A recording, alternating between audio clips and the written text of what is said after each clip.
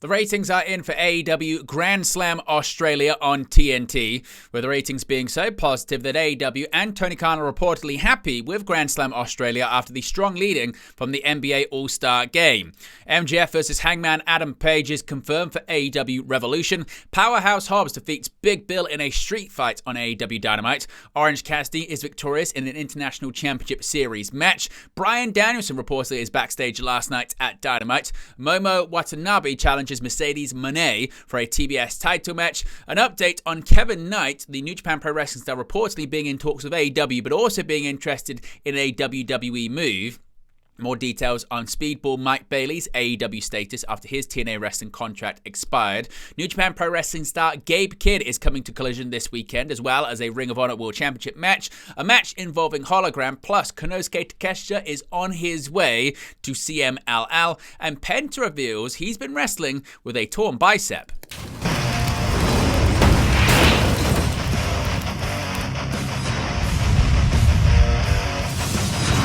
Hey guys, welcome back to Wrestling News 365. Hope everyone is doing very well. As always, there are plenty of news stories to get into in the world of professional wrestling. Let's begin with the ratings and viewership numbers for AEW Grand Slam Australia. While not an official episode of AEW Collision, the show aired in nearly the same time slot as AEW's Saturday night show, and according to WrestleNomics, the show did very well compared to what Collision has been used to. Grand Slam Australia averaged a total of 502,000 viewers, despite its preemptive start time of 10:52 p.m. Eastern, marking a 30% increase on the February 8th episode of Collision. There is also a massive 71% increase on the trailing 4-week average of 294,000 and the highest average viewership for the time slot since the December 21st episode of Collision. There was an even bigger rise in the key 18 to 49 demographic, as the show posted a 0.21 number, a staggering 110% increase on the previous week, and more than the February 11th episode of WWE NXT and the February 12th episode of AEW Dynamite. This led to Collision ranking 4th for the night out of all primetime cable telecasts, only being beaten by the 2 college basketball games on ESPN in 2nd and 3rd, and the NBA All-Star coverage on TNT, which finished top.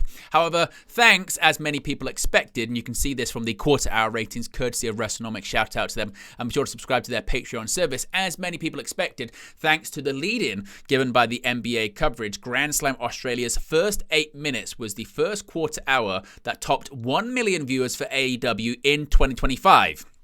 With that said, by the time the show finished, only 294,000 people were watching. However, at this point, it was nearly 1 a.m. in the morning. So again, as you can see, the strong lead-in the first quarter hour of over 1 million people watching. Into the second quarter hour, it was already down to under 700,000 viewers. Now, in terms of the internal reaction to these numbers, AEW, as you can expect, and the president, CEO, head of creative of the company, Tony Khan, is happy with their Grand Slam performance. AEW was the beneficiary of a big lead-in on NBA All-Star Weekend ahead of Grand Slam. In all, AEW averaged 500,000 viewers for the Grand Slam broadcast nearly 3 hours later than their usual time slot. Kenny Omega and Will Ospreay versus Kyle Fletcher and Konosuke Takeshita kicked off the show with over 1 million viewers watching from the lead-in. Those that Fightful Select spoke to at AEW said that Tony Khan and others in the company were very happy with AEW's number, the lead-in, and the positive buzz surrounding Grand Slam this past weekend. Khan was also vocal about believing it was one of the better stretches of Collision they've had run. Now, Fightful have also been told that AEW's performance after college football earlier in the year was another time that the delay in time was offset by the strong lead-in. Those in WBD that Fightful Select spoke to said they are likely to be more situations like this if they believe the partnership can benefit from it. Tony Khan was said to have been a big proponent of utilizing the NBA All-Star Weekend lead-in. Of course, the AEW viewership numbers on Max, of course, this show was simulcast on Max, as is Dynamite and Collision every single week, are currently not available. Now, MJF versus Hangman Adam Page is now confirmed for AEW Revolution. Hangman Adam Page and MJF will officially face one another at AEW Revolution following their brawl during last week's show. The pair of AEW originals met in the ring during AEW Dynamite to address the issues between them. MJF recalled the Casino Battle Royal at Double or Nothing 2019, claiming he had the match won before Page cheap-shotted him to win it himself, going on to face Chris Jericho for the AEW World Championship and losing. MJF said that meanwhile he had to claw claw his way back to the top, doing so by beating some of the biggest names to become a former international and longest reigning world champion. MJF poked at Page's forced retirement of Christopher Daniels, prompting Page to fiercely defend the fallen angel. As 10 times the man he is, Daniels would later appear to calm Page down, with security once again needing to prevent him and MJF brawling. Following the segment, it was officially announced that Page and MJF will face one another at Revolution on March 9th. MJF and Page have faced one another just once in singles action, as alluded to by MJF on Wednesday in November 2019, with MJF winning to become the first holder of the Dynamite Diamond Ring. Page is currently undefeated in singles action since November last year, while MJF himself is undefeated since August. Now, Powerhouse Hobbs got a big victory last night on AEW Dynamite in a street fight against Big Bill. The February 19th edition of AEW Dynamite featured a grudge match between two heated rivals, as Big Bill faced Powerhouse Hobbs in a street fight. As expected, the match was violent, bloody, and featured wrenches, tables, chairs, and barbed wire. The finish of the match involved two things, as Big Bill was sent off the stage by Powerhouse Hobbs, crashing him through two barbed wire tables at ringside. Referee Aubrey Edwards then made the successful 10 count, awarding Hobbs with the victory. This is the first win for Powerhouse Hobbs since a November 2024 edition of AEW Collision, where he picked up a victory over Bulk Bronson.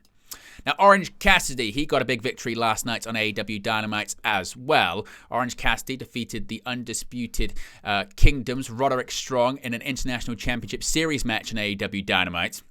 He'll move on to take on champion Konosuke Takeshita next week. The series was announced over the weekend after Kenny Omega challenged Takeshita to a match at Revolution, but it could be Cassidy he's facing at the pay-per-view depending on next week's outcome. Adam Cole and Kyle O'Reilly were ringside, and Cassidy slid out of the ring at one point to hug former conglomeration buddy O'Reilly, but stared down Cole. Strong then got out of the ring to hug his friends, but Cassidy hit him with a dive and got him back in the ring. He hugged O'Reilly again before going up top, but Strong caught him with a drop kick. Strong roughed up Cassidy with chops, but Cassidy's hands went in his pockets to battle back. Strong hit 3 backbreakers, but Cassidy kicked out. The freshly squeezed one hit a Stun Dog Millionaire, followed by an orange punch to get the victory. Following the match, the Don Callis family came out, and Callis talked smack to Cassidy, calling him a red-headed hippie, before Takeshita and Mark Davis beat him down. Callis got a cheap shot in before Omega ran down to make the save. The good guys were able to fend off the family, and Omega stood tall with the International Championship in the ring. Now, last night, Bryan Danielson, despite being retired, was backstage at the show. He may be retired full-time from in-ring competition, but the American Dragon was backstage at AEW Dynamite on Wednesday, according to reports. PW Insider confirmed that Bryan Danielson was backstage at Dynamite in Phoenix, Arizona. There is no word on whether or not why he was there. Obviously, he didn't appear on the show. Now, the outlet noted it wasn't the first time Danielson has been backstage, but they have been told he's been very low-key when he's been at shows in the past. Notably, AEW just announced the date and location for Double or Nothing on Wednesday. The event will be held in Glendale, Arizona at the Desert Diamond Arena on May 25th. It's the first time in the event's history that it will take place outside of Las Vegas, Nevada, other than pandemic years, when it was held at Daly's Place in Jacksonville, Florida in 2020 and 2021. Now, Danielson has ties to Arizona, as he and his wife Brie Garcia have lived there with their children over the years. Now, a big update when it comes to the next opponent for Mercedes Moné in AEW. Following her victory over Harley Cameron at AEW Grand Slam Australia, Mercedes Moné had some airtime on AEW Dynamite to chat about her victory and what could be next for her. Now, during the segment, Renee Paquette interrupted the celebration and played a clip from Momo Watanabe, an interview that was conducted at Grand Slam. In the clip, Watanabe announced that she will be challenging Moné for the TBS Championship at AEW Revolution, citing her Women's Cup victory at Wrestle Dynasty. Moné wasn't happy with the challenge, inviting Watanabe to next week's Dynamite to ask for the match on a face-to-face basis. Now, an update here when it comes to possible incomings in AEW. As is usually the case this time of year, New Japan Pro Wrestling contracts are all the rage, with several notable stars having their deals expire. Unlike past years, however, where the likes of AJ Styles, Shinsuke Nakamura, Will Ospreay, and Kazuchika Okada have all moved on, there hasn't been a key name most figure will jump from New Japan to North America, but at least one former champion at least appears to be considering it. Fightful Select reports that Kevin Knight is courting interest from US companies. Knight has been a free agent ever since he and Kushida dropped the IWGP Junior Heavyweight Tag Team Championships at Wrestle Kingdom 19. And though he has received an offer to return to New Japan, he has since worked shows in the US for GCW, MLW, and Ring of Honor / AEW, where he wrestled AR Fox to a 20-minute draw in his hometown of Atlanta, Georgia. That matchup may have been a sign of something more, as Fightful has confirmed an earlier Voices of Wrestling report that Knight spoke with AEW / Ring of Honor owner Tony Khan and AEW New Japan executive Rocky Romero after the show. It remains unclear whether a contract was formally offered tonight, though interest in signing him full-time wouldn't be shocking, as Knight has worked AEW / ROH tapings in the past, including an ROH taping in Providence, Rhode Island back in November.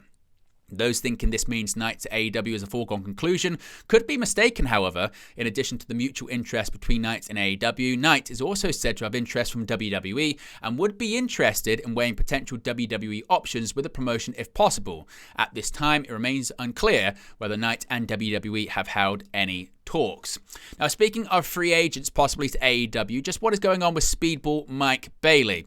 Well, a backstage update has emerged on a reportedly imminent new free agent AEW signing following their departure from TNA Wrestling.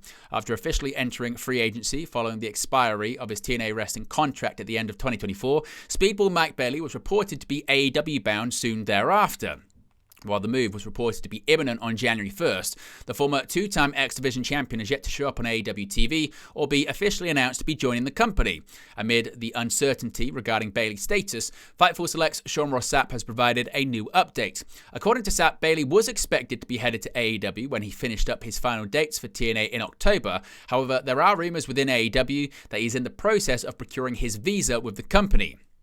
Bailey is yet to wrestle in 2025, with his last match coming at DPW's third anniversary show on December 8, 2024. Of course, we get any more details on his AEW status or wrestling status in general, we'll let you know in an upcoming video.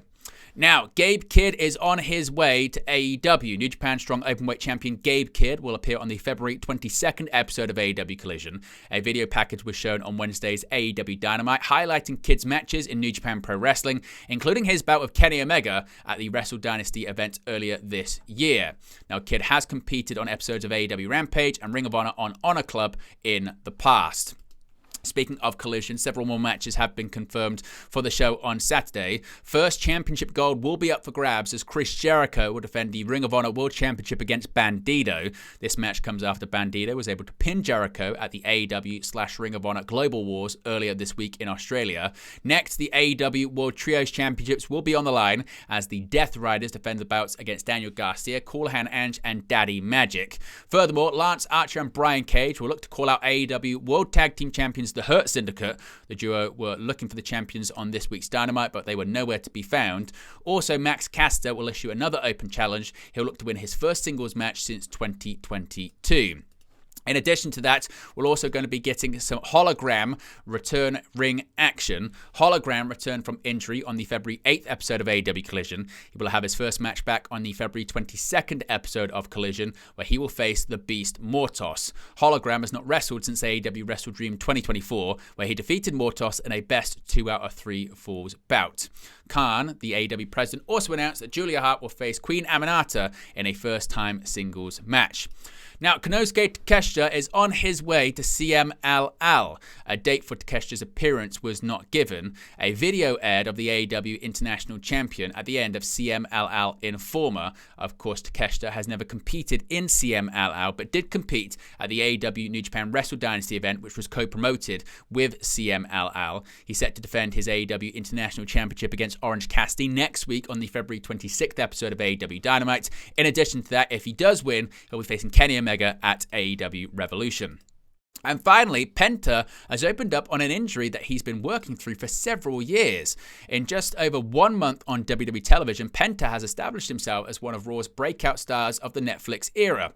Undefeated in singles competition since his debut on January 13th, Penta has racked up victories over the likes of Chad Gable, Ludwig Kaiser, and Pete Dunne twice, as well as an Iron Man performance in the 2025 Men's Royal Rumble match. While his start to life in WWE has been impressive, the former AEW star dropped a bombshell now during his appearance on Sheamus's Celtic Warrior workouts that makes his performances in recent years even more remarkable. Whilst doing some bicep curls during his workout, Penta revealed that he has a broken bicep. In response to Sheamus asking if it was torn, Penta replied, "Yeah," before confirming it was torn. Explaining how the injury happened, Penta said, quote, "3 years ago, one wrestler kicked me and broke my bicep." Penta then revealed he never got the injury fixed, but is still fine to train. Now, the full appearance can be seen on Sheamus's YouTube channel.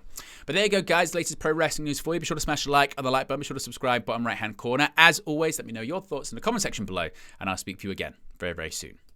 Hey guys, thank you for watching, listening, streaming, or however you come across this video today. Be sure to click on the video on the right there to watch our next video, or click the bottom there to subscribe, or the bottom right hand corner. Thank you very much, and I'll speak to you again very soon.